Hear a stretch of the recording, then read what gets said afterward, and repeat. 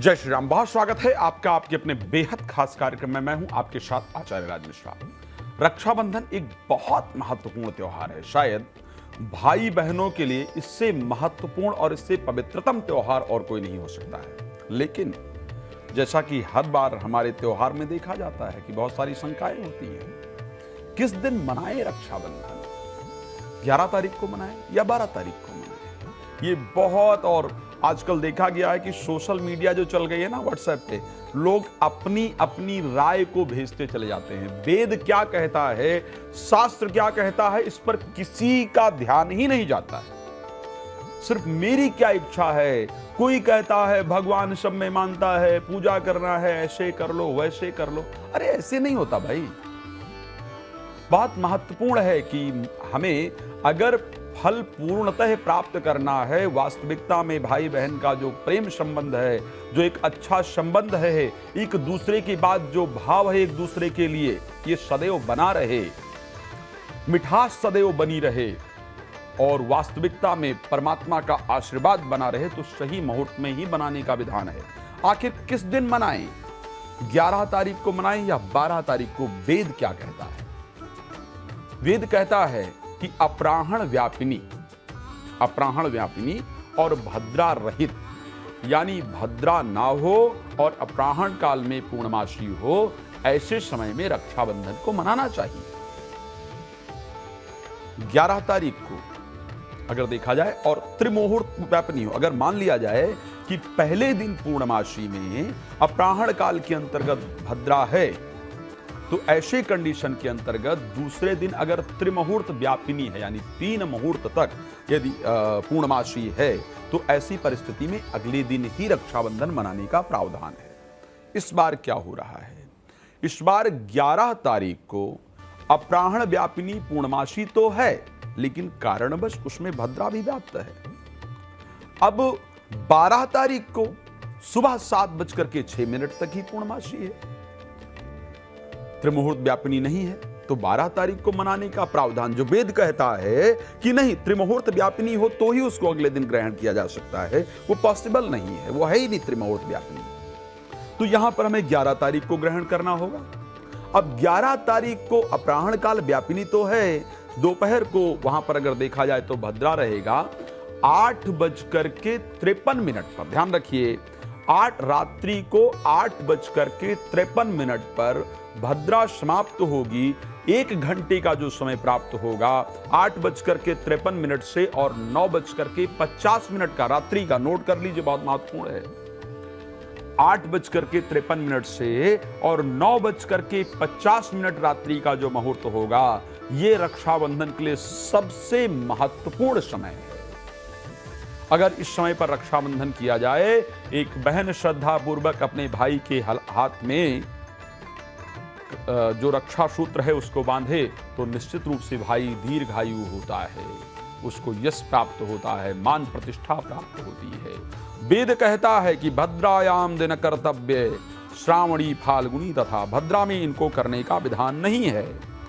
अच्छा, अब मान लिया जाए कि कुछ लोग हमारे आर्मी में हैं, उनकी ड्यूटी होती है, कुछ लोग अपने जॉब पर हैं, उनकी ड्यूटी होती है, कई कंडीशन जहां पर छुट्टियां नहीं प्राप्त हो पाती, कोई विदेश में है, कोई यात्रा में है, इस प्रकार की परिस्थितियां हैं। तो वैसे शास्त्र में नियम है कि एक और समय जो जल्दी का है, किसी की नाइट ड्यूटी है, ऐसी बहुत सारी परिस्थिति होती है, तो ऐसे कंडीशन के अंतर्गत एक और व्यवस्था, शाम को 6:20 से और 8:02 के बीच में, शाम को 6:20 से 8:02 के बीच में एक सामान्य मुहूर्त है जिसके अंदर रक्षा सूत्र बांधा जा सकता है। एक और मुहूर्त शाम को 5:18 से लेकर के और 6:20 के बीच में भी रक्षा सूत्र जरूर बांधा जा सकता है। आपातकाले मर्यादा नास्ते, शास्त्र कहता है।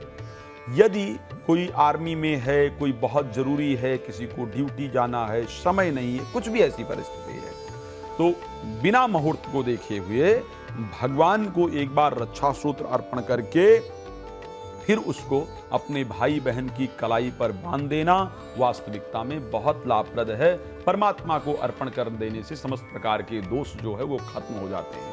तो 11 तारीख को ही रक्षाबंधन मनाइएगा, इसको ध्यान रखिएगा। 12 तारीख को शास्त्र सम्मत रक्षाबंधन का मुहूर्त नहीं है, तो 11 तारीख को रक्षाबंधन मनाया जाना सबसे बेहतरीन है। बहुत मुश्किल होने पर, असुविधा होने पर 12 तारीख को 7 बजे से पहले रक्षाबंधन कर लेना महत्वपूर्ण होगा। अगर बहुत ही जरूरी है, बहुत महत्वपूर्ण है कि नहीं हो पाया या कोई परिस्थिति है, तो 7 बजे से पहले रक्षाबंधन कर लेना बहुत महत्वपूर्ण। रक्षाबंधन करते वक्त क्या ध्यान रखना चाहिए?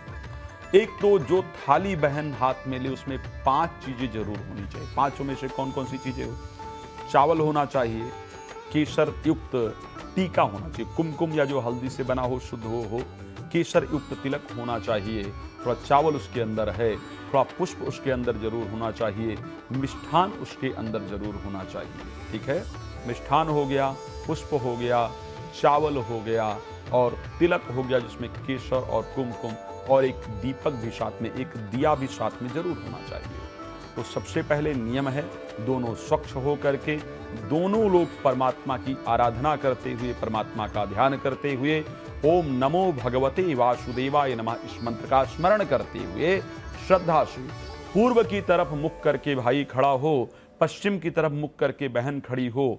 श्रद्धा से सबसे पहले भाई के हाथ में, दाहिने हाथ में रक्षा सूत्र बांधा जाए। रक्षा सूत्र में विषम परिस्थितियों में गांठ लगानी चाहिए, 2 नहीं लगाना चाहिए, 3 या 5 गांठ का प्रयोग, 3 गांठ का, 1 गांठ का या फिर 5 गांठ का प्रयोग करना चाहिए। फिर इस उंगली से तिलक लगाया जाए, तिलक लगा करके चावल लगाया जाए, थोड़ा पुष्प और चावल सर पे डाला जाए, फिर मिष्ठान खिलाया जाए और फिर भाई श्रद्धा पूर्वक, बहन छोटी है या बड़ी इससे फर्क नहीं पड़ता है, श्रद्धा से उसके चरण को स्पर्श करे, फिर बहन श्रद्धा से आरती करे और भगवान का तब तक परमात्मा का स्मरण करते रहें। मैंने देखा है कि हंसी मजाक बहुत सारी चीजों में शायद हम जो वास्तविक परमात्मा का स्मरण है उसको भूल जाते हैं, तो भूलिए मत, श्रद्धा की से कीजिए, परमात्मा की कृपा से आप देखिएगा आपका ये जो रक्षाबंधन है वास्तविकता में मंगलमय हो जाएगा, परमात्मा की कृपा बनी रहेगी। इन्हीं शुभकामनाओं के साथ अपनी वाणी को यहाँ पर विराम देता हूँ। फिर आपके साथ कुछ नए और महत्वपूर्ण कार्य लेकर के आता रहूँगा। ध्यान रखिए, प्रतिदिन रात्रि को 9 बजे और दोपहर को 12 बजे मैं आपके साथ लाइव जुड़ता हूँ। अभी खैर शिव चरित्रमानस की सुंदर कथा पूरे श्रावण के अंतर्गत आप लोगों ने सुनी है। दोपहर 12 बजे और रात्रि को 9 बजे आपके साथ लाइव होता हूँ, तो आप उस समय पर मेरे साथ जुड़ करके फोन कॉल के माध्यम से अपने समस्त प्रश्नों का साधारण सटीकता के साथ उत्तर प्राप्त कर सकते हैं। जय श्री राम, बहुत धन्यवाद।